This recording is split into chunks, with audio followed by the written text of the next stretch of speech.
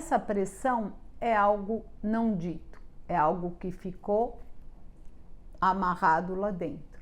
Então, como todo sintoma, ele está apontando para algo a ser olhado. Por exemplo, no caso de crianças com bruxismo, possivelmente ela está carregando emoções e dores dos pais ou do relacionamento, algo acontecendo na casa que não é dito e ela morde, ou raivas não expressadas, e ela morde por não conseguir expressar isso que está acontecendo.